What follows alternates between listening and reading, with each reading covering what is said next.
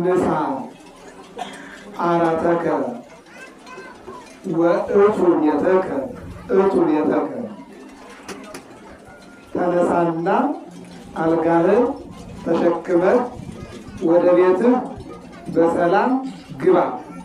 የማርቆስ ወንጌል ምዕራፍ 9 ቁጥር 8። እስኪ ሁላችሁም እጃችሁን በያላችሁበት ሆናችሁ በስመ አብ ትላላችሁ። በስመ አብ ድምፃችሁ ወጣ አድርጉት እንጂ በስመ አብ ወወልድ ወመንፈስ ቅዱስ አሐዱ አምላክ አሜን። ክቡር አባታችን ቆሞስ መልአከ ሰላም አባ ኃይለ ሚካኤል የዚህ ገዳም አበምኔት፣ ክቡራን በዚህ በአውደ ምሕረቱ ላይ የምትገኙ አረጋውያን አባቶቻችን እንደየክብራችሁና እንደየምርጫችሁ በዝማሬ ያገለገልከን ወንድማችን፣ አረጋውያን አባቶቻችን፣ እንዲሁም እናቶቻችን፣ ወጣቶች እንዲሁም ሕፃናት ሁላችሁን እላችኋለሁ በእግዚአብሔር ስም እንደምን አደራችሁ? ተናገሩ። እንደምን አደራችሁ? እግዚአብሔር ይመስገን ብለን ስሙን እንድንጠራ እንድናመሰግነው የጠራን የሰበሰበን አምላካችን ልዑል እግዚአብሔር ከእናቱ ቅድስት ድንግል ማርያም ከቅዱሳን መላእክት ከጻድቃን ከሰማዕታት ጋር ስሙ ለዘላለም የከበረና የተመሰገነ ይሁን።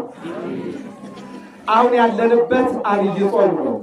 አብይ ጾም ሌሊት የሚደርሰው ቃለ እግዚአብሔር ሁለት አይነት ነው። አንዱ ሰዓታት ይባላል። ሁለተኛው ደግሞ ስብሐተ ነግ ይባላል። ከዚያ ቀጥሎ የምናገኘው ኪዳኑን ነው። ከዛ ቀጥሎ ያገኘነው ቅዳሴውን ነው። ከዚያ መቅደመ ተአምር አንበን ዝማሬ ዘምረን አሁን አጭር የወንጌል ሰዓት ብቻ ነው የሚቀረን ማለት ነው። በዚህ የወንጌል ሰዓት የምንማማርበት የትምህርታችን ርዕስ የሚሆነው ምኩራብ አሁን ይፈጸምና መጻጉዕ ይገባል። የመጻጉዕን ታሪክ የዮሐንስ ወንጌል ምዕራፍ 5 ነው። ነገ ትማሩታላችሁ። አሁን ከኔ ጋር የምንማረው ግን ከሱ ወጣ ያለ የወንጌል አገልግሎት ነው። በሌሊቱ በስብሐተ ነጉ ላይ የሚደርሰው ግጻዌና በቅዳሴው ላይ ያለው ይለያያል። እኔ አሁን የተነሳሁት ስብሐተ ነጉ ላይ ያለው ላይ ነው ማለት ነው። በሱ ላይ የማርቆስ ወንጌል ምዕራፍ 9 ቁጥር 1 እስከ 8 ይነበባል። መዝሙር 40 ቅንፍ 41 ቁጥር 3 ላይ ምስባኩ አለ። እኒህን አጠር በጣም አጭር የወንጌል አገልግሎት እንነጋገራለን። ላይ አንቆርጫ ቅዱስ ገብርኤል 1-3 ጊዜ መጥቻ አገልግያለሁ። እዚህ ቦታ ግን ገና ለመጀመሪያ ስለሆነ እኔን አምጥቶ ዝነኛውን አባት እንዳይና እናንተንም እንዳገኛችሁ ያደረገ አምላክ ክብርና ምስጋና ለስሙ ይሁን። ኮተቤ ገብርኤል ወደ 2 ዓመት በስብከተ ወንጌል ኃላፊ ሰርቻለሁና ይህን ቦታ ታሪኩን አውቃለሁ፣ ግን መጥቻ አላውቅም። ጊዜ ገቢር ለእግዚአብሔር ነውና የሚለው ሰው ሊያስብ ይችላል፣ ሰው ሊያቅድ ይችላል፣ ሰው ሊያልም ይችላል። ምርሃኒ ፍኖተ ይላል። መንገዱን እግዚአብሔር ሲመራ ነው። ወእሁር ቤቶ ለአምላከ እስራኤል። አዎ ለአምላከ ቅዱስ ጊዮርጊስ፣ ለአምላከ አረጋዊ እያል በዚህ በድጓው ላይ በጾመ ድጓው ላይ ቃለ እግዚአብሔር ይነገራል። መንገዱን አንተ ምራኝ፣ ወደ ቤተ ክርስቲያን ልምጣ፣ በዚያም ልኑር አለ ቅዱስ ያሬድ በጾመ ድጓው ላይ። ቅዱስ ዳዊት ደግሞ ሀተ ጊዜ ሰአልከው ወደ እግዚአብሔር ወኪያስስ ከመህድር ቤቶ ለእግዚአብሔር በኩሉ መዋዕለ ሕይወት። እግዚአብሔርን አንዲት ነገር ለመንኩት ይላል። ንጉሥ እኮ ነው፣ እናንተ ባለስልጣን ነው፣ የእስራኤል መሪ ነው። ግን አንዲት ጥያቄ አለች ነው ያለው። አሁን የእናንተ ደንብ ይታይ ስንት ጥያቄ አላችሁ? የስራ ጥያቄ አለ፣ የመዳን ጥያቄ አለ፣ ወደ አሜሪካ የሄድ ወደ አውሮፓ የመሄድ ስልጣን ፍለጋ፣ ገንዘብ ፍለጋ ብዙ ጥያቄኛ ይሆናል። ቅዱስ ዳዊት ግን አንድ ጥያቄ አለኝ አለ። እስኪ ተናገሩ። አንድ ጥያቄ አለን በሉ እስቲ። ማን ይመልስልን? እግዚአብሔር ይመልስልን። አዎ ያልተመለሰላችሁ ምናልባት የዘገየባችሁ ዕንባቆምን ጠይቁት። እግዚአብሔር የዘገየ ቢመስልም ይመጣል፣ ይፈውሳል፣ ያድናል፣ ጥያቄ ይመልሳል። ለእኛ የዘገየ ይመስላል፣ ነገር ግን አይዘገይም እግዚአብሔር። ስለ ተስፋ ቃሉ እግዚአብሔር ታማኝ ነው ማለት ነው። ቅዱስ ጳውሎስ ደግሞ ምን ይላል ለጢሞቴዎስ ማለት ነው? ብዘገይ እንኳን በእግዚአብሔር ቤት ጠብቀኛል። እስኪ ተናገሩ። በእግዚአብሔር ቤት በሉ፣ እንድቆየ ይበሉ። በማን ቤት ማለት ነው? በእግዚአብሔር ቤት። ወዳጆች ዓለም የኛ ምናችንም አይደለችም። በእግዚአብሔር ቤት እንድንገናኝ ያደረገ አምላካችን ልዑል እግዚአብሔር ክብርና ምስጋና አምልኮትና ውዳሴ ለስሙ ይሁን። ዛሬ የካቲት 28 ቀን ነው። የካቲት 28 ቀን እንደምናውቀው አማኑኤል እንላለን። ማን እንላለን? ተናገሩ እንጂ ማን እንላለን? አማኑኤል። ኢሳይያስ 7:14 ላይ እነሆ አዎ ለምን ታታክታላችሁ? ለምን ጥያቄ ታበዛላችሁ? ለምን ታደክማላችሁ? ሰዓቱና ጊዜው ሲደርስ እግዚአብሔር ምልክት ይሰጣል። አዎ ድንግል በድንግልና ጸንሳ በድንግልና ትወልዳለች። ስሙንም እስኪ ሙሉልኝ ማን ትለዋለች? አማኑኤል ትለዋለች። አማኑኤል ማለት እግዚአብሔር ከኛ ጋር ማለት ነው። ማን ከማን ጋር? እግዚአብሔር ከኛ ጋር እንዲሆንልን መልካም ፈቃዱ ይሆንልን። ምክንያቱም የሚከብደው እንደሆነ ታውቃላችሁ፣ እግዚአብሔር ከኛ ጋር ለመኖር አይከብደውም። አዎ እኛንን የሚከብደን በቋንቋ፣ በተራራ፣ በመንደር፣ በስልጣን፣ በሀብት እየተበላላን እኛ የእሱ ማደሪያ ለመሆን እኛን ይከብደናል። እግዚአብሔር ግን የእኛ አባት ለመሆን አይከብደውም። አብርሃምን ጠይቁት። ወይየሐፍር እግዚአብሔር ከመ ይትበሃል አምላከ አብርሃም ይስሐቅ ወያዕቆብ። እግዚአብሔር የአብርሃም አምላክ ተብሎ፣ እግዚአብሔር የያዕቆብ አምላክ ተብሎ፣ እግዚአብሔር የይስሐቅ አምላክ ተብሎ ቢጠራ በአብርሃም አያፍርም። ለምን? አብርሃም የሚያሳፍር ሰው አይደለማ። እኛማ እኮ አሳፋሪዎች ነን። አዎ ቋንቋ መነጋገሪያ መግባቢያ ሆኖ በቋንቋ የምንገፋፋ፣ ተራራ እና ወንዝ የእግዚአብሔር መክበሪያ ሆኖ ወኩሉን ዘተፈጥረ ለመፍቅደ ነባቢያን ወእምኔሆሙ ለምህሮ ወእምኔሆሙ ለተገብሮ። የሰማይ ርቀቱን የምድር ስፋቱን አይተን የአንበሳ ጉልበቱን የነምር ቁጣውን የዘንዶር ዝማኔውን አይተን እግዚአብሔርን ማድነቅ ስንችል እኛ ግን በተለያየ ነገር እንበላላለንና ወደ ሕይወታችን እግዚአብሔር እንዲመልሰን መልካም ፈቃዱ ይሆንልን። ስለዚህ አማኑኤል ማለት እግዚአብሔር ከኛ ጋር ማለት ነው። ማን ከማን ጋር? በአዲስ ኪዳንም የማቴዎስ ወንጌል ምዕራፍ 1 ላይ ተመልከቱ። ለዮሴፍ ኦ ዮሴፍ ይትብራነ ሲወጣ ለማርያም ፍርትከ። ዮሴፍ አረጋዊ ጻድቅ ዮሴፍ አዎ ማርያምን ለመውሰድ አትፍራ። እስኪ ተናገሩ በማርያም ማርያምን በሉ ለመውሰድ ተናገሩ እንጂ ማርያምን በሉ ለመውሰድ አንፈራም በሉ። ትፈራላችሁ? እስኪ አንፈራም የምትሉ እጃችሁን ከፍ አድርጉ። የማትፈሩ ብቻ። ኧረ ብዙም ይፈራል። እስኪ ከፍ አድርጉ። አውርዱ ዝም ብላችሁ እግዚአብሔር ይመስገን አሜን በሉ። አዎ እግዚአብሔር መርጦሃል በሶስት ነገር። አንደኛ ዕጣ ወጣለት፣ ሁለተኛ ርግብ አረፈበት፣ ሶስተኛ በበትሩ ላይ ምልክት ተገኘ። ስለዚህ ዘግባ ተባለ። እመቤታችን ድንግል ማርያምን በቤቱ አስተናገደ። በእኛ ሕይወትም እንድትስተናገድ እግዚአብሔር ይርዳል። ዮሐንስ ወንጌላዊ በመስቀል ስር ተገኝቶ ወደ ቤቱ ይዞ ሄዶ 15 ዓመት አገለገለ። እኛ ስንት ዓመት አገለገልናት ይሆን? ድንግል ስንት ዓመት? ቅድስት ሆይ ለምኝልን ስንት ዓመት አልናት? አዎ በዚህ ቦታ ላይ ብዙ መነኮሳት፣ ብዙ ገዳማውያን የሚጸልዩ ሀገርና ሕዝብን የሚያገናኙ እግዚአብሔርንና ሀገርን የሚያገናኙ አዎ ሕዝብና እግዚአብሔርን የሚያገናኙ አባቶች የጸሎት አባቶች አሉ። ምንድነው የሚለው? አክሲማሮስ የተባለ መጽሐፍ እንዲህ ይለናል። እማመ ተፈጥረ ዓለም እስከ ዴሁ እንዘ ይሴብሕዎ መዓልተ ወሌሊተ ወይበስሮሙ ለመላእክት ዘሰብሕዎ መጠነ መንፈቀ መንፈቀ ሌሊት። ዓለም ከተፈጠረ ጀምሮ እግዚአብሔርን እያመሰገኑ የደቂቃ ደቂቃ ያመሰገኑ የማይመስላቸው መላእክት አሉ ይለናል። አዎ ከመላእክት ቀጥለው ደግሞ ወብስተ መላእክቲሁ በሉ ባለመያው የሰው ልጆች የመላእክትን እንጀራ በሉ። በሰማይ ምጣድ የለም፣ እንጨት የለም፣ መፍጫም የለም፣ ማሽን የለም። ምስጋና ነው። የመላእክትን ምስጋና በሉ ተብለናልና የመላእክትን ምስጋና እንድንመገብ ያደረገና አምላክ ክብርና ምስጋና ለስሙ ይሁን። አሜን በሉ። አማኑኤል ማለት እግዚአብሔር ከኛ ጋር ማለት ነው። አንድ ልጨምርበት ነው ወደ ዳውለት ሶባኮ እግዚአብሔር ምስሌነ ይብል እስራኤል ሶባኮ እግዚአብሔር ምስሌነ መዝሙር 123 ቁጥር 1 ላይ እስራኤል እንዲህ ይበል እግዚአብሔር ከኛ ጋር ባይሆን ኖሮ። አሁን እንደኛ ጭካኔ እንደኛ አለማስተዋል እንደኛ አለመረጋጋት እንኳን ሃይማኖት ፖለቲካ እንኳን መረጋጋት ይጠይቃል። ያልተረጋጋ ፖለቲካ ሀገርን ይበክላል። ያልተረጋጋ የሃይማኖት ስሌትና የሃይማኖት ተቋም ህዝብን ያስደነግጣል። ለዛ ነው ዛሬ ብዙን የምናየው ችግሮች የምንመለከታቸው። የእናቶቻችን ወተት የሚገቡት የረጋ ወተት እንጂ ያልረጋ ሰላም የገባው የተበጠበጠ ወተት ቅቤ አያገኙበትም። ስለዚህ መረጋጋት ይጠይቃልና ሀገራችንን ኢትዮጵያን ከህዝቧ ጋር እግዚአብሔር ያረጋጋልን። አሜን በሉ። እግዚአብሔር ያረጋጋልን። እኔ ባለሁበት መስመር ላይ በምስራቁም በምዕራቡም በሰሜኑ በደቡቡ በተለያየ ቦታ እየወጣው ስለማይ ወዳጆች አዲስ አበባ እዚህ ሰርክል ላይ ቁጭ ብለን ምናልባት ተኝተን መነሳታችንና በተመገባችን ለብሰን ማማራችን ብቻ ኑሮ ከሆነ ይሄ ከባድ ነው። ለምን ብትሉ ራቅ ላለው ካልጸለይንና ለዳሩ ካልለመን መሃሉ ሰላም ነው ለማለት ይከብዳል። ይሄ ያን የማይሆንበት ምንም ነገር አይኖርም። እየሰማችሁ ነው አይደል? ስለዚህ መጸለይ ያስፈልጋል። የቆሎ ተማሪው የኔ እግር እየቆረጠመ ነው ዝም በል እንዳለው መሆን ነው እየሆነ ያለው። ሁለት የቆሎ ተማሪዎች እየተጓዙ እንዳሉ ጭድ አገኙና ገብተው መድምነው ተኙ።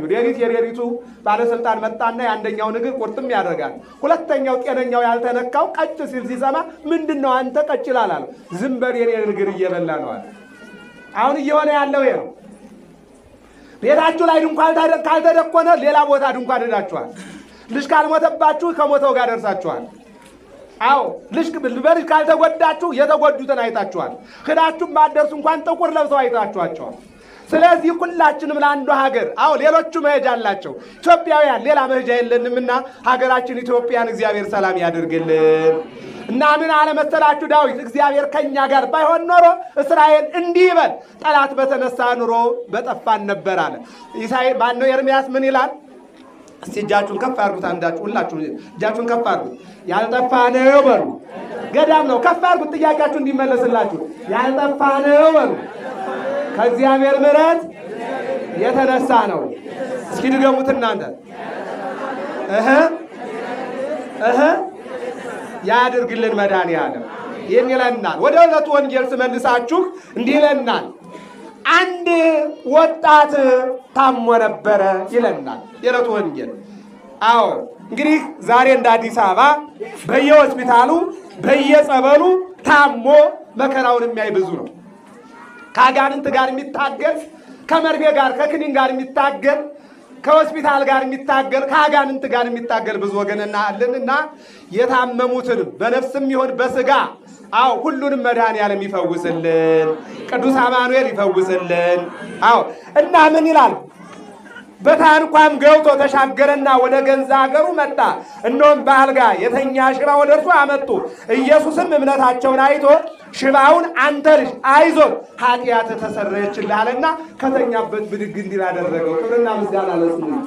አያችሁ፣ አሁን ይህ ተኝቶ የኖረ ነው። ኢየሱስ ክርስቶስ ከመርከብ ወጥቶ በመንገድ ሲጓዝ መምጣቱን የሰሙ እግዚአብሔር የወደደና የፈቀደላቸው ልጁን በአልጋ ላይ አድርገው መንገድ ላይ ቁጭ አደረጉት። በሀገራችን ቀሳም ይባላል። አንዳንድ በሽታ ሰው የማያስቀርብ ጠያቂ የማያስጠይቅ በሽታ አለ። እንዲህ አይነት በሽታዎች አሉ። ሰውን ሊፈውሳቸው ሊያድናቸው የማይችል በእግዚአብሔር ብቻ የሚወገዱ በሽታዎች ማለት ነው።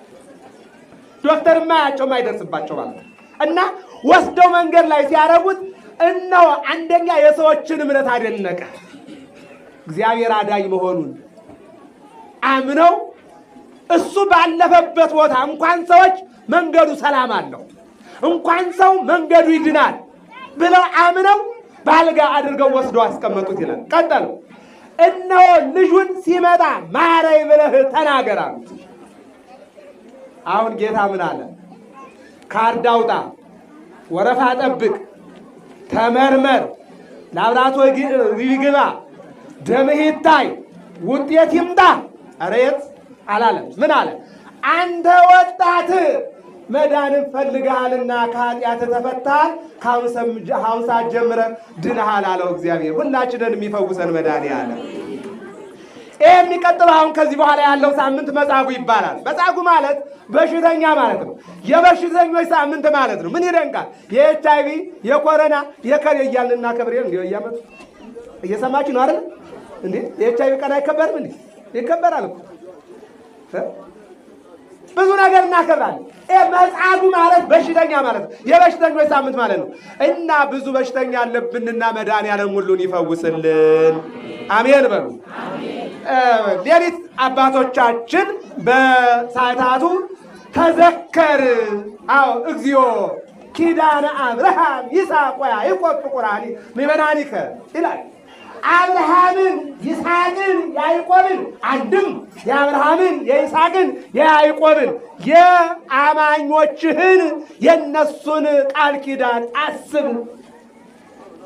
ወካዕበ አስተበቆ ዘኩሎ ይእዝ እግዚአብሔር አምላከ ይልና ዘአድኃንኮ ለአብርሃም አብርሃምን ከአምስት ኮሎዶ ጎሞራውያን ነገሥታት ጠብ ያዳንከው በትንሽ ኃይል ብዙ ኃይል በትንሽ ወዳጅ ክፉ ጠላት እንዲያሸንፍ ያደረግከው ያዕቆብን በጨለማ የመራኸው ዮሴፍን ከቢላ ያዳንከው ደግመን ደጋግመን አንተን እናመሰግንሃለን አለ። እግዚአብሔርን አመስግነን እንድንወጣ የጠራና አምላክ የተመሰገነ ይሁን። አሜን በሉ እንጂ ምን ያለ ይሁን? እግዚአብሔር የተመሰገነ ይሁን። ይህና የሚለን አሁን በዚህ በማቴዎስ ወንጌል ምዕራፍ 10 ቁጥር 41 ላይ ጸርሐ ዕውር በውስተ ፍኖት ወገሠጽዎ እለ ይመርህዎ ከመ ያርኅ አንድ አይነ ስውር ነበረ ይላል እና መንገድ ላይ ቁጭ ብሎ ድቃቂ ሳንቲም ይጠብቅ ነበረ። ከዕለታት በአንድ ቀን በዚያ መንገድ ላይ በኢያሪኮ ኢየሱስ ክርስቶስ 5000 ሕዝብ አስከትሎ ከኋላው ይጓዝ ጀመር። 5000 ሕዝብ 5 አይነት አመለካከት አለ። ባጭሩ ጊዜ የለኝም እሱን አልተነትነው። አሁን ይሄ አይነ ስውር እስካሁን ሳንቲም ይለምን ነበረ። ዛሬ ላይ ግን ኢየሱስ ክርስቶስ በዚያ እንደመጣ ሲሰማ አትለፈኛ ጌታ ሆይ አትለፈኛ። እየሰማችሁ ነው አይደል? ቀና በሉ። እኔ 20 ደቂቃ ስሞላ ደህና ዋሉ ነው ብላችሁ 20 ደቂቃ በላላችሁ ብያችኋል። ሰዓት እየተቆጣጠርኩ ነው ማለት እየሰማችሁ ነው አይደል? ምን አለ? ማነው በዚህ ጫጫታ በዛ ማነው የመጣው አለና አይነ ስውር ጠየቀ። የናዝሬቱ ኢየሱስ። እስኪ ተናገሩ። የናዝሬቱ በሉ። ማነው እሱ? መድኃኒት መጣልህ። ኢየሱስ ሲባል መድኃኒዓለም ስንል አሁን አንዳንዶቹ ጅሮች መድኃኒዓለም መጽሐፍ ቅዱስ ላይ የለም እኮ እንዴት መድኃኒዓለም ይላሉ? አማኑኤል አለ። እሺ ጥሩ። መድኃኒዓለም የለም። አንደኛ ዮሐንስ ምዕራፍ 4 ቁጥር 14 ላይ ተመልከቱ። እቺ ቤተክርስቲያን ስንዱ መቤት ናት። መጽሐፍ ቅዱስ ላይ የሌለ ነገር የለም። ድጓ ብንል፣ ጾመ ድጓ ብንል፣ ዝማሬ ብንል፣ መዋሲት ብንል፣ ምዕራፍ ብንል፣ ቅዳሴ ብንል፣ ገድል ብንል፣ ድርሳን ብንል ከቅዱሱ መጽሐፍ ከወንጌል የወጡ ናቸው። ኢየሱስ ክርስቶስ በዚህ ዓለም እየተዘዋወረ ያስተማረው ወንጌል ነው። በ6ኛው ክፍለ ዘመን በ505 አክሱም ላይ የተወለደው ምድራዊ መልአክ አልቦ እምቅድሜሁ ወአልቦ እምድሬሁ ከሱም በፊት እሱን የሚመስል ያልነበረ ከሱ በኋላም እሱን የሚመስል የማይወለድለት ቅዱስ ያሬድ ስለ እግዚአብሔርና ስለ መላእክቱ፣ ስለ ቅዱሳን፣ ስለ ጻድቃን፣ ስለ ባሕታውያን የተናገረ በድርሰቱ ላይ ለራሱ አንድ ድርሰት ያልደረሰ። እየሰማችሁ ነው አይደል? የቅዱስ ያሬድ ስብከተ ወንጌል ኃላፊ ብለው መራግብር መሪው ሲናገሩ ሰምታችኋል። እዚያ ቦታ ላይ ያለው እኔ አሁን እዚያ ለዚያ አይደለም፣ ዋናው ቦታዎችን አውቃቸዋለሁ። እያንዳንዱ ቅዱስ ያሬድ ያስተማረባቸውን ቦታዎችን ሁሉንም አውቃቸዋለሁ። የመጀመሪያ ትምህርት የዝማሬ መዋሥዕት ስለነበረ ከዚያ ቀጥሎ አክሱም ላይ ያሉትን እንዲሁም ቤተልሔምን በተለያየ ቦታ ላይ የእሱን ድርሰቶች አውቃቸዋለሁ። ግን ቅድም አባቴ ዛሬ ገና ነው ያየኋቸው፣ በታሪክ ነው የማውቃቸው። እኔ የምናገረውን ሁል ጊዜ አውደ ምሕረት ላይ የምናገረውን ገና ሳልነግራቸው ነገሩ። ባለቅኔው ሞተ ዮሴፍ ነገር ጎለ ዮሴፍ እንዳለው ማለት ነው። የኛ ታሪክ ቅዱስ ያሬድን ዓለም አቀፍ አድርገን ዓለም አቅረባችንና ዓለም አስተማራችን እኔ ሁል ጊዜ የምናገረውን ጠጋ ስላቸው ያልተነገረለት መምህራኑም ያልሰበካችሁት ያላስተዋወቃችሁት ሊቁ ብቻኛው ብለው ነገሩ። ይሳል እውነት አሜሪካዊ ቢሆን ላይ መቃታ የራት ሙጻጻ ላይ ሌላ ነገር ይሰራለት ነበር። ኢትዮጵያዊ ስለሆነ ግን አልታወቀም። እኔ ገርመኛል። አዲስ አበባ ላይ ብርጭቆ ማርያም፣ ላፍቶ ሚካኤል፣ ኮተቤ ገብርኤል አሁን ያሬድ አራተኛ ነው ሲሰራና የቅዱስ ያሬድ ተመጣጣችሁ ብታዩ ያክልስ ባታገኙ ያ ማለት ምንድነው? ህዝቡ አላወቀውም ማለት ነው። ነገር ግን እኛ ባናቀው እግዚአብሔር ለታሪክ ያመጣው በአምስተኛው ክፍለ ዘመን የተወለደው በስድስተኛው ክፍለ ዘመን ጸዋትወ ዜማን ቀምሮ የሰጠን ቅዱስ ያሬድ ግን የበረከት አባታችን ነው። ክብርና ምስጋና ለስሙ ይሁን። ሁሉ በቅዱስ ያሬድ ነው። ማይሌቱ ስብሐተ ነግሁ ቅዳሴው በሁሉ በስሩ። ስለዚህ ይህ አይነ ስውር ማን መጣ ብሎ ሲጠይቅ ኢየሱስ የናዝሬቱ መጣ አሉ። ኢየሱስ ክርስቶስ ሆይ ማዳንህ አይለፈኝ አለ። ወገሰጽዎ እለ ይመርሕዎ ከመ ያርኅ፣ ትናንት ሲመሩት የነበሩት ዝም በል አሉት። እሱ ግን ወአዕበየ ከሊሃ እንዘ ይብል ወልደ ዳዊት ተሳለኝ። ከፍ አድርጎ መጮህ ጀመረ። ቀስ ብሎ መጮህ ለቅርብ ነው፣ ራቅ አድርጎ መጮህ ደግሞ ለሩቅ ነውና ከፍ አድርጎ ጮኸ። ስማኝ አለ። የሚገርማችሁ ነገር ሰው አልሰማውም። የ5000 ሕዝብ አልሰማውም። ኢየሱስ ክርስቶስ ግን ያን የጠራውን አይነ ስውር ሰማና ሂዱና እንዲበሉት አለ። እስኪ ተናገሩ ሁላችሁም፣ የጠራኸው በሉ። ይጠራሃል። እስኪ ድገሙት፣ የጠራኸው ይጠራሃል። አማኑኤል በሉት፣ ይጠራችኋል። እየሰማችሁ ነው አይደል? መድኃኒዓለም በሉት፣ ይጠራችኋል። ጥሩት። እመቤት የበሏት ትጠራችኋለች። የጠራኸው ይጠራሃል አሉት። ከዚህ በኋላ እየሮጠ ዝትቻውን ጨርቁን ጣለና ወደ ኢየሱስ ክርስቶስ ሄደ። ምን ትፈልጋለህ አለው። አይን እፈልጋለሁ፣ አይን ማግኘት እፈልጋለሁ አለ። ከአሁን ሰዓት ጀምሮ እንደ አጥቢያ ኮከብ አይን ይብራ ሲለው አይኑ ቦጋለለት። ክብርና ምስጋና ለመድኃኒዓለም። እግዚአብሔር ወዳጆቼ